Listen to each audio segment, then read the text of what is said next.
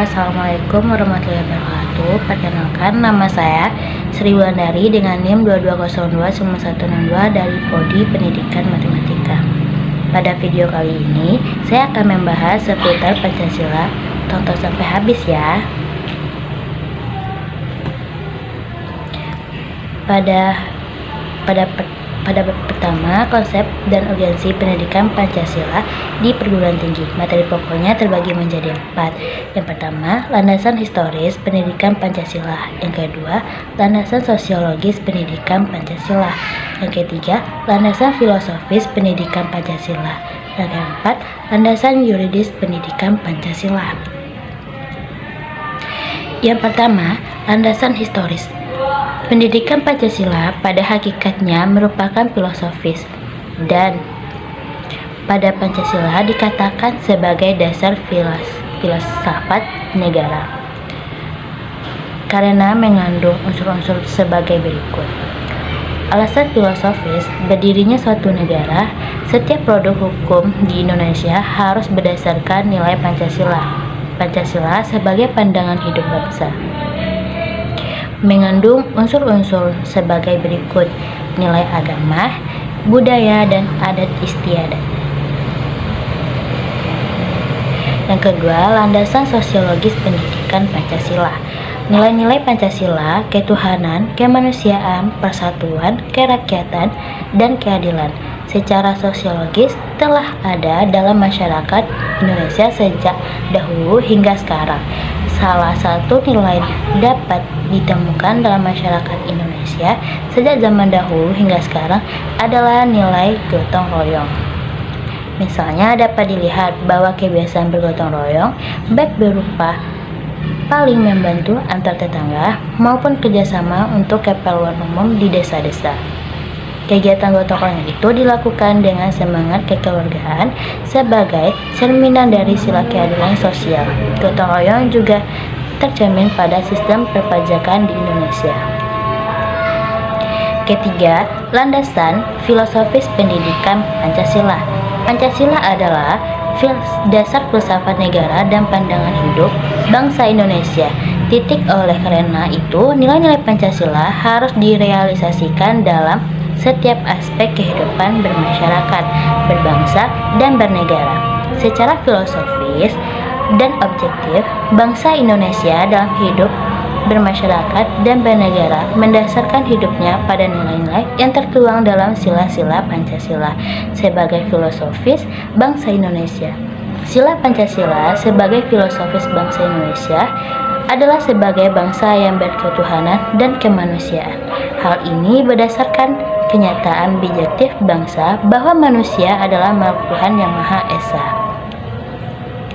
Yang keempat, landasan yuridis pendidikan Pancasila.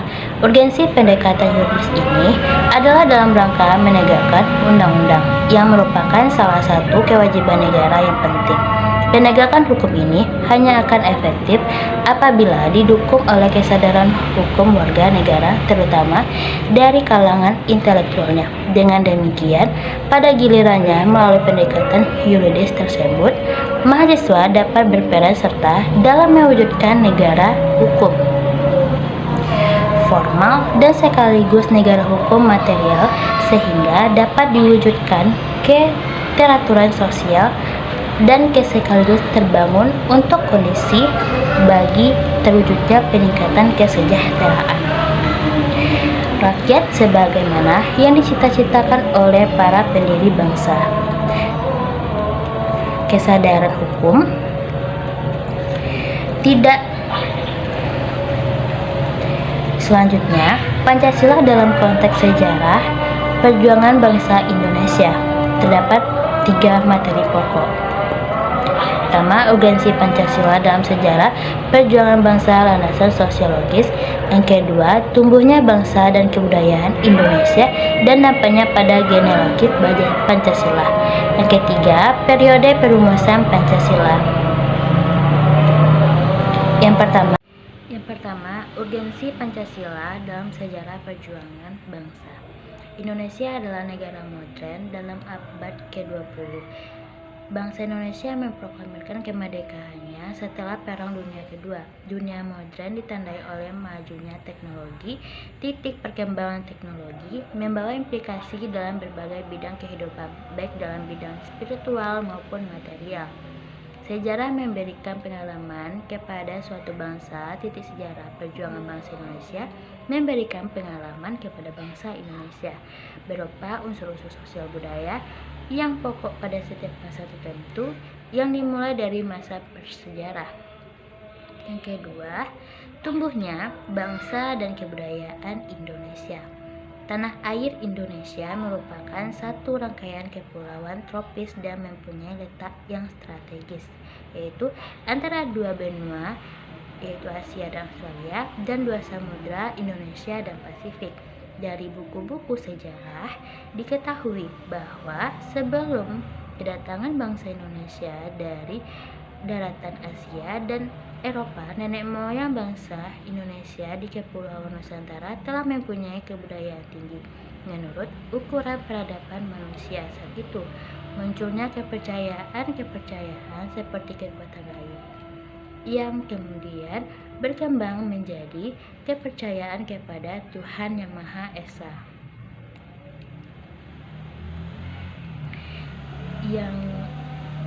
Yang ketiga, tumbuhnya pemerintahan yang teratur di Nusantara. Yang pertama, Kerajaan Kutai di daerah Kalimantan Timur ditemui 7 buah prasasti yang berupa Yuparom, buka tubuh, peringatan kurban, diperkirakan dari bentuk huruf jenis. Huruf diperkirakan berasal dari tahun 400 Masehi. Hal ini berarti sebagai tahun masa Indonesia memasuki zaman sejarah. Yang kedua, Kerajaan Sriwijaya. Menurut Yamin, berdirinya negara kebangsaan Indonesia tidak dapat dipisahkan dengan kerajaan lama yang merupakan warisan nenek moyang bangsa Indonesia.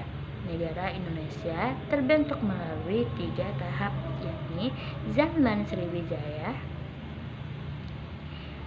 Selanjutnya, Pancasila sebagai ideologi negara terbagi menjadi 3 pokok. Yang pertama, pengertian ideologi. Yang kedua, ideologi terbuka. Yang ketiga, Pancasila sebagai ideologi. Yang pertama, pengertian ideologi. Ideologi berasal dari kata ideo, artinya cita-cita, gagasan, konsep, pengertian dasar. Cita-cita dan logi berarti pengetahuan, ilmu, dan paham. Dalam pengertian sehari-hari, idea disamakan artinya dengan cita-cita. Cita-cita yang dimaksud adalah cita-cita yang bersifat tetap yang harus dicapai, sehingga cita-cita itu sekaligus merupakan dasar atau pandangan atau paham. Hubungan manusia dan cita-citanya disebut dengan ideologi. Ideologi berisi di peringkat nilai, di mana nilai-nilai itu menjadi cita-citanya, atau di mana nilai-nilai itu menjadi cita-cita manusia bekerja dan bertindak untuk mencapai nilai-nilai tersebut. Ideologi yang ada mulanya berisi seperangkat gagasan. Yang kedua, ideologi terbuka merupakan suatu pemikiran yang terbuka. Ideologi terbuka mempunyai ciri-ciri sebagai berikut. Yang pertama, bahwa nilai-nilai dan cita-citanya tidak dapat dipaksakan dari luar, melainkan digali dalam dan diambil dari moral budaya masyarakat itu sendiri. Yang kedua, dasarnya bukan keyakinan ideologis sekelompok orang, melainkan hasil musyawarah dari konsensus masyarakat tersebut. Yang ketiga, nilai-nilai itu sifatnya dasar, secara garis besar saja, sehingga tidak langsung operasional. Yang ketiga, ideologi tertutup merupakan suatu sistem pemikiran tertutup. Ideologi ini mempunyai ciri sebagai berikut: merupakan cita-cita memperbarui masyarakat atas nama ideologi, dibenarkan pengorbanan yang dibebankan kepada masyarakat. Isinya bukan hanya nilai-nilai dan cita-cita tertentu, melainkan terdiri tuntutan-tuntutan konkret dan operasional yang keras dan diajak mutlak. Pancasila sebagai sebuah pemikiran memahami ciri sebagai ideologi terbuka. Nilai yang terkandung dalam ideologi Pancasila bukanlah nilai-nilai luar, tetapi bersumber dari kekayaan rohani bangsa, serta diterimanya nilai bersama itu adalah hasil kesepakatan warga negara, bukan paksaan atau tekanan dari pihak lain. Itulah ideologi tertutup.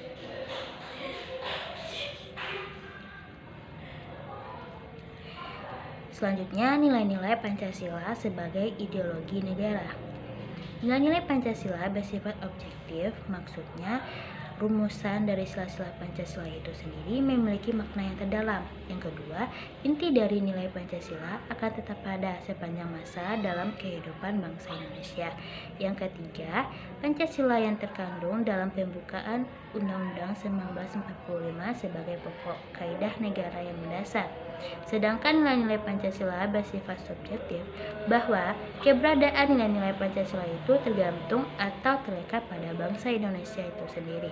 Hal itu dapat dijelaskan karena yang pertama, nilai Pancasila itu timbul dari bangsa Indonesia.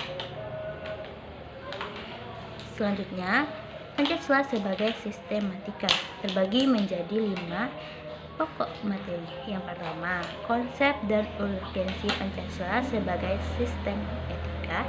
Yang kedua, alasan diperlakukannya Pancasila sebagai sistem etika. Yang ketiga, sumber historis, sosiologis, politis sebagai sistem etika.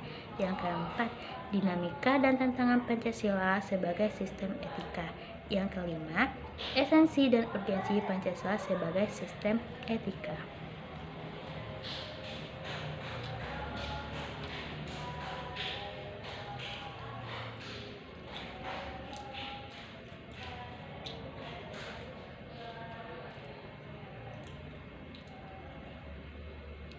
Yang pertama, kita membahas sumber historis, sosiologis, politis tentang Pancasila sebagai sistem etika. Yang pertama itu sumber historis. Pada zaman Orde Lama, Pancasila sebagai sistem etika masih berbentuk sebagai filosofis. Artinya, nilai-nilai Pancasila belum ditegaskan ke dalam sistem etika, tetapi nilai-nilai moral telah terdapat pandangan hidup masyarakat. Masyarakat dalam masa Orde Lama telah mengenal nilai-nilai kemandirian bangsa yang oleh Presiden Soekarno disebut dengan istilah berdiri di atas kaki sendiri. Yang kedua, sumber sosiologis Pancasila sebagai sistem etika dapat ditemukan dalam kehidupan masyarakat sebagai etik di Indonesia. Misalnya, orang Minangkabau dalam hal bermusyawarah memiliki prinsip bulat air oleh pembuluh, bulat kata oleh mufakat. Masyarakat Jawa dengan konsep Tepuan Seliro, masyarakat Sunda dengan beberapa konsep seperti Sili Sari, Sili Asa, Sili Asu, Cegeur, Begeur, Bener, Singer, dan Pinter. Sumber politis Pancasila sebagai sistem etika terdapat dalam norma-norma dasar sebagai sumber penyusunan berbagai peraturan perundang-undangan di Indonesia. Hans Kelsen mengatakan bahwa teori hukum itu suatu norma yang berbentuk piramida. Norma yang lebih rendah memperoleh kekuatan dari suatu norma yang lebih tinggi. Semakin tinggi suatu norma akan semakin abstrak sifatnya, dan sebaliknya, semakin rendah kedudukannya akan semakin konkret norma tersebut.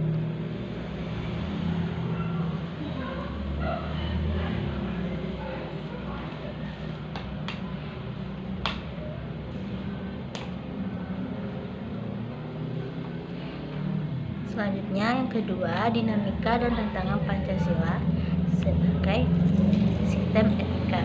Beberapa argumen tentang dinamika Pancasila sebagai sistem etika dalam penyelenggaraan pemerintahan di Indonesia dapat diuraikan sebagai berikut. Pertama, pada zaman Orde Lama, pemilu diselenggarakan dengan semangat demokrasi yang diikuti banyak partai politik. Tidak dapat dikatakan bahwa pemerintahan di zaman Orde Lama mengikuti sistem etika Pancasila. Bahkan ada tudingan dari pihak Orde Baru bahwa pemilihan umum pada zaman Orde Lama dianggap terlalu liberal karena pemerintahan Soekarno menganut sistem demokrasi terpimpin yang cenderung otoriter. Yang kedua, pada zaman Orde Baru, sistem etika Pancasila diletakkan dalam bentuk penataran P4. Pada zaman Orde Baru itu pula muncul konsep manusia Indonesia seutuhnya sebagai cermin manusia yang berperilaku dan berakhlak mulia. Sesuai dengan nilai-nilai Pancasila, manusia Indonesia seutuhnya dalam pandangan Orde Baru artinya manusia sebagai makhluk ciptaan Tuhan yang Maha Esa. Yang ketiga, esensi dan urgensi Pancasila sebagai sistem etika. Hal-hal penting yang sangat urgen bagi pengembangan Pancasila sebagai etika meliputi hal-hal sebagai berikut: meletakkan sila Pancasila sebagai sistem etika, dan inspirasi bagi penentu sikap, tindakan, dan keputusan yang diambil setelah warga negara sehingga memiliki orientasi yang jelas dalam tetap bergaul baik lokal, nasional, regional, maupun internasional. Berbagai kebijakan yang dibuat oleh penyelenggara negara sehingga tidak keluar dari semangat negara kebangsaan yang berjiwa Pancasila, sehingga Pancasila sebagai sistem etika. Yang pertama, konsep hakikat dan tujuan negara. Manusia ialah sebagai makhluk sosial senantiasa dan meningkatkan harkat dan martabat hidupnya. Dalam kondisi ini, maka manusia cenderung membentuk suatu persekutuan atau kelompok-kelompok yang selanjutnya kita kenal dengan negara. Konsep negara dalam arti persekutuan hidup memiliki kekuasaan politik, mengatur hubungan kerjasama di dalamnya. Yang kedua, Pancasila sebagai dasar NKRI. Negara Kesatuan Republik Indonesia merupakan sebuah negara yang berdiri di atas keberagaman. Setiap negara biasanya memiliki pijakan yang menjadi dasar dan landasan berdirinya negara tersebut. Bentuk negara, sistem pemerintahan dan tujuan negara, seperti apa yang akan diwujudkan, serta cara mewujudkan tujuan negara tersebut akan ditentukan oleh dasar negara yang dianut. Nah, oleh karena itu, di sini dapat dilihat bahwa kedudukan dasar negara itu berbeda dengan peraturan perundang-undangan. Karena dasar negara merupakan sumber dari peraturan-peraturan perundang-undangan tersebut. Maksudnya adalah bahwa dasar negara itu bersifat permanen dan sementara peraturan perundang-undangan itu dapat fleksibel dalam arti dapat berubah sesuai dengan tuntunan zaman. Dasar negara juga dapat diartikan sebagai sumber dari segala pendapat Hans Kelsen, yakni norma dasar, basic norm atau ground norm. Norma dasar ini merupakan norma tertinggi yang mendasari kesatuan-kesatuan sistem norma dalam masyarakat yang teratur, termasuk di dalamnya negara yang bersifat tidak berubah.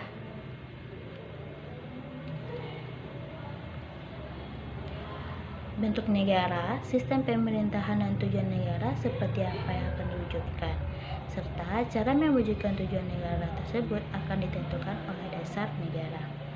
Yang keempat, alasan diperlukan kajian Pancasila sebagai dasar negara. Pancasila merupakan pandangan hidup dan kepribadian bangsa yang nilai-nilainya bersifat nasional, yang mendasari kebudayaan bangsa. Maka nilai-nilai tersebut merupakan perwujudan dari aspirasi masyarakat. Dengan adanya Pancasila, maka perpecahan bangsa Indonesia akan mudah dihindari, sebab pandangan Pancasila bertumpu pada pola hidup yang berdasarkan keseimbangan, keselarasan, dan keserasian, sehingga perbedaan apapun yang ada dapat dibina menjadi satu pola kehidupan yang dinamis, penuh dengan keanekaragaman yang berada dalam suatu keseragaman yang kokoh.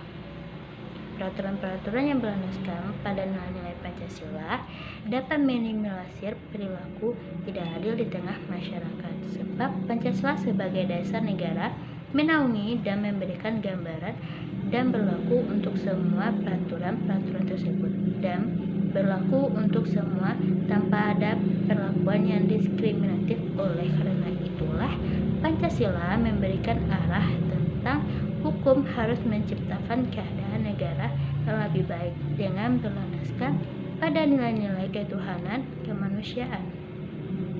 Selanjutnya, kita akan membahas Pancasila sebagai dasar pengembangan ilmu, pengetahuan, dan teknologi.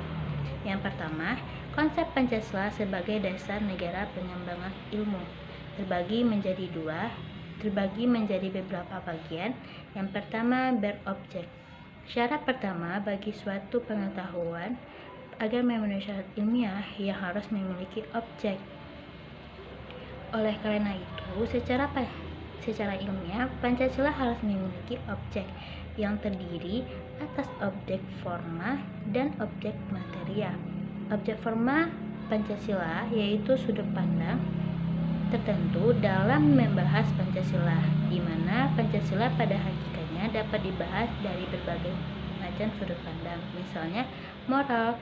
Maka dalam hal ini terdapat pembahasan moral Pancasila. Yang kedua, bermetode. Metode yaitu seperangkat cara atau sistem pendekatan dalam pengetahuan ilmiah. Metode dalam penambahan Pancasila tergantung pada karakteristik objek forma dan objek materia Pancasila.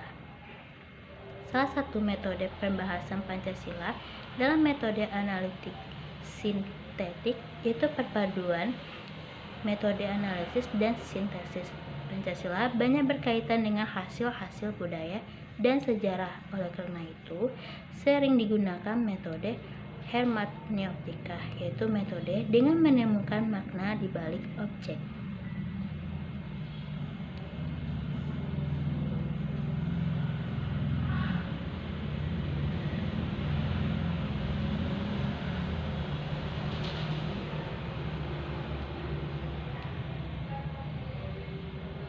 Yang ketiga, bersifat sistem. Suatu pengetahuan ilmiah harus merupakan sesuatu yang bulat, dan untuk setiap bagian dari pengetahuan ilmiah itu harus merupakan suatu kesatuan antara bagian-bagiannya, saling berhubungan, baik berupa hubungan interrelasi maupun interdependensi. Pembahasan Pancasila secara ilmiah harus merupakan suatu kesatuan dan keutuhan. Pancasila itu sendiri harus merupakan suatu kesatuan dan keutuhan.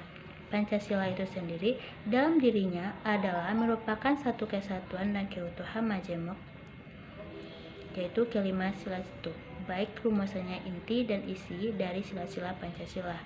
Yang keempat, bersifat universal.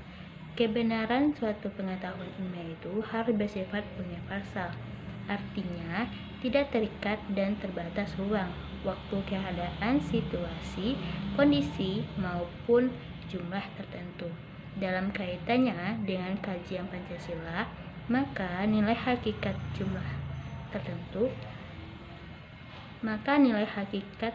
ontologis nilai-nilai Pancasila adalah bersifat universal, atau dengan kata lain, intisari, esensi, makna yang terdalam dari sila Pancasila pada hakikatnya bersifat universal. Selanjutnya kita akan membahas alasan diperlakukan Pancasila sebagai dasar pengembangan ilmu. Pengembangan ilmu, pengetahuan, dan teknologi saat ini tidak lagi berakar pada nilai-nilai budaya bangsa, namun telah berorientasi kepada budaya barat. Perkembangan ilmu pengetahuan Indonesia yang sangat ini lebih berorientasi kepada kebutuhan pasar. Perkembangan ilmu, pengetahuan, dan teknologi di Indonesia tidak melibatkan masyarakat luar, tapi hanya mensejahterakan sebagian kelompok saja.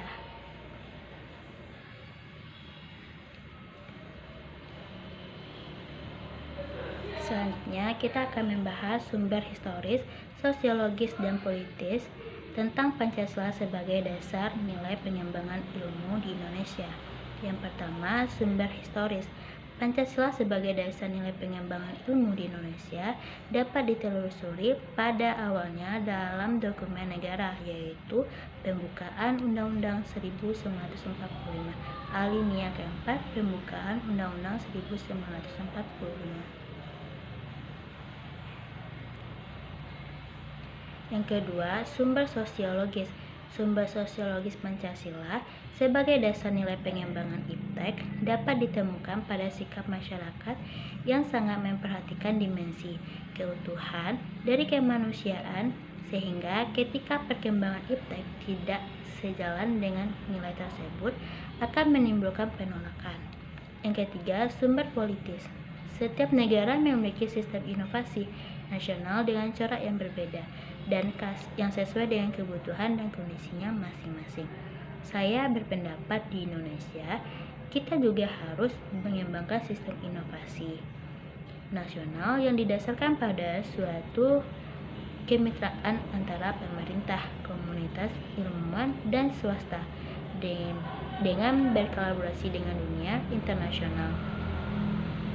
Oleh karena itu, berkaitan dengan pandangan ini, dalam waktu dekat akan membentuk Komite Inovasi Nasional yang langsung bertanggung jawab kepada Presiden untuk ikut memastikan. Selanjutnya kita akan membahas sumber historis pendidikan Pancasila. Presiden Soekarno pernah mengatakan, jangan sekali-sekali meninggalkan sejarah. Pernyataan tersebut dapat dimaknai bahwa sejarah mempunyai fungsi penting dalam membangun kehidupan bangsa dan lebih bijaksana di masa depan. Dalam peristiwa sejarah nasional, banyak hikmah yang dapat dipetik. Misalnya, mengapa bangsa Indonesia sebelum masa pergerakan Indonesia selalu mengalami kekalahan dari penjajahan. Yang kedua, sumber sosiologis pendidikan Pancasila. Melalui pendekatan sosiologis ini pula, kita diharapkan dapat mengkaji struktur sosial, proses sosial, termasuk perubahan-perubahan sosial dan masalah-masalah sosial yang patut disikapi secara arif dengan menggunakan standar nilai-nilai yang mengacu kepada nilai-nilai Pancasila.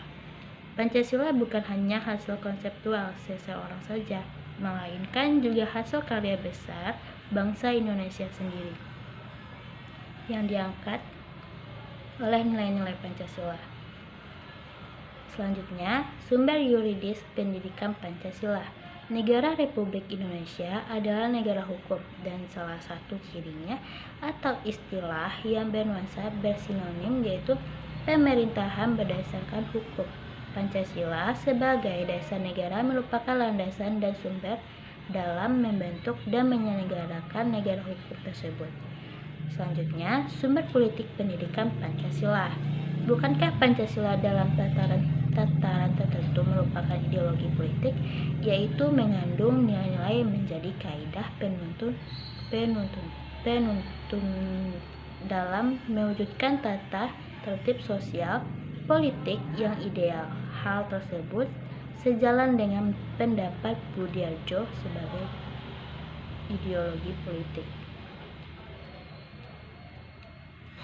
Melalui pendekatan politik ini, kita diharapkan mampu menafsirkan fenomena politik dalam rangka menemukan pedoman yang bersifat moral yang sesuai dengan nilai-nilai Pancasila untuk mewujudkan kehidupan politik yang sehat.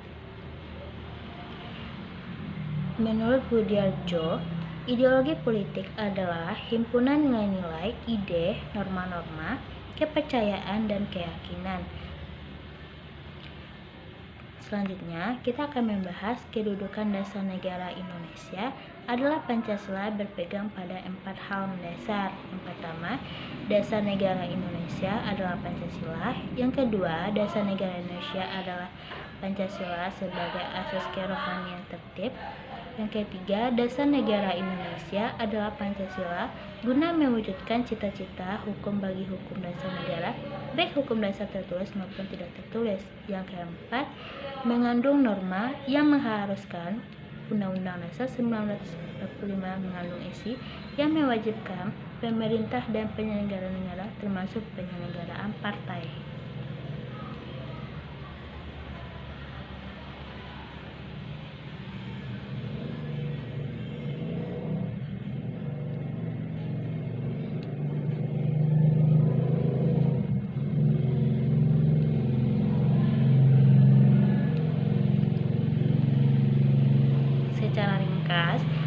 perumusan Pancasila terdiri menjadi 10, yaitu yang pertama 1 Maret 1945 BPUPKI resmi dibentuk untuk membahas bentuk dasar negara Indonesia. Yang kedua 29 Mei 1945 Muhammad Yamin menyampaikan gagasan dasar negara dengan cara tertulis dan secara lisan pada sidang BPUPKI. Yang ketiga 31 Mei 1945 giliran Mr. Supomo menyampaikan gagasannya. Yang keempat 1 Juni 1945 I.R. Soekarno menyampaikan gagasan dasar negaranya. Yang kelima 1 Juni 1945 dibentuk Panitia 9 untuk memproklamasikan oleh I.R. Soekarno yang nantinya akan menghasilkan Pancasila yang tertuang dalam Piagam Charter. Yang keenam 22 Juni 1945 Panitia 9 menghasilkan rumusan dasar negara yang dikenal dengan Jakarta Charter. Yang ketujuh 7 Agustus 1945 BPUPKI selesai melaksanakan tugasnya dan digantikan dengan PPKI. Yang kedelapan 7 Agustus 1945.